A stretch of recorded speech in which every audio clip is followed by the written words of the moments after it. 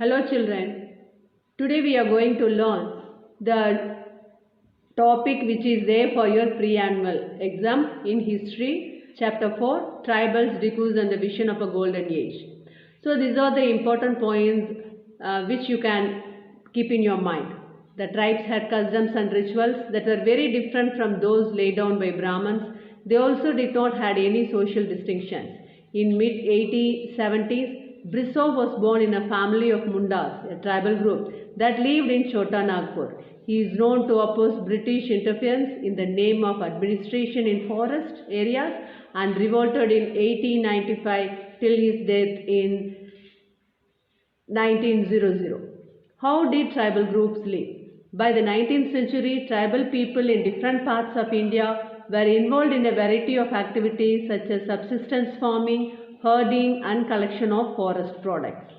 Next one we are going to see about some were Jhum cultivators. Okay, here the tribal people, some more were Jhum cultivators. In that first point, Jhum cultivation, that is shifting cultivation, was done on small patches of land, mostly in forest. So here Jhum cultivation is otherwise called as shifting cultivation. You should keep in your mind. Second point, the cultivators cut the tree tops to allow sunlight to reach ground and burned the vegetation on the land to clear it for cultivation. Third, once the crop was ready and harvested, they moved to another field and left that field fallow for several years. Fourth, this type of cultivation is considered to be the primitive type of cultivation and took as the clues to the forest wealth. Some were hunters and gatherers. First, in many regions, tribal groups lived by hunting animals and gathering forest produce. Second, in Kohans were hunters and gatherers living in the forest of Odisha. Third, they used many forest shrubs and herbs for medicinal purpose and sold forest produce in the local markets. Fourth, Baigas of central India reluctant to do work for others. Fifth, tribal groups often needed to buy and sell in order to be able to get the goods that were not produced within the locality. This led to the dependence on the traders and moneylenders. Sixth, tribals were mainly dependent on barter system. The next one is some herded animals. Many tribal groups lived by herding and rearing animals and gathering forest produce. They were pastoralists who moved with their herds of cattle or sheep according to the seasons. Third, the Van Gujrats of Punjab, Hills and Labalis of Andhra Pradesh were cattle herders. The Gadis of Kulu were sheepherds and Barkwals of Kashmir reared goats. Later, by British laws, grazing on forest land was stopped and it became the reason of discontent of tribals. Some took to settled cultivation. First, many tribal groups had begun to settle down instead of moving from place. They began to use the plough and gradually got rights over the land they lived on. Second, few tribes such as Mundas considered the clan rights over land and assumed the land to belong to the whole clan.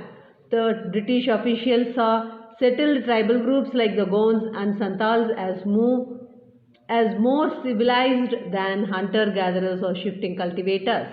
Fourth, extraction of huge revenue was also done for the tribals, and in case of non-payment of revenue, their lands were taken away and it became the reason of discord. And sold forest produce in the local markets. Fourth, Baigas of central India reluctant to do work for others. Fifth, tribal groups often needed to buy and sell in order to be able to get the goods that were not produced within the locality. This led to the dependence on the traders and moneylenders. Sixth, tribals were mainly dependent on barter system. The next one is some herded animals. Many tribal groups lived by herding and rearing animals and gathering forest produce. They were pastoralists who moved with their herds of cattle or sheep according to the seasons. Third, the Van Gujrats of Punjab, Hills and Labalis of Andhra Pradesh were cattle herders. The Gadis of Kulu were sheepherds and Barkwals of Kashmir reared goats. Later, by British laws, grazing on forest land was stopped and it became the reason of discontent of tribals. Some took to settled cultivation. First, many tribal groups had begun to settle down instead of moving from place. They began to use the plow and gradually got rights over the land they lived on. Second, few tribes such as Mundas considered the clan rights over land and assumed the land to be belonged to the whole clan. Third, British officials saw settled tribal groups like the Gonds and Santals as more civilized than hunter-gatherers or shifting cultivators. Fourth, extraction of huge revenue was also done for the tribals, and in case of non-payment of revenue, their lands were taken away and it became the reason of discord.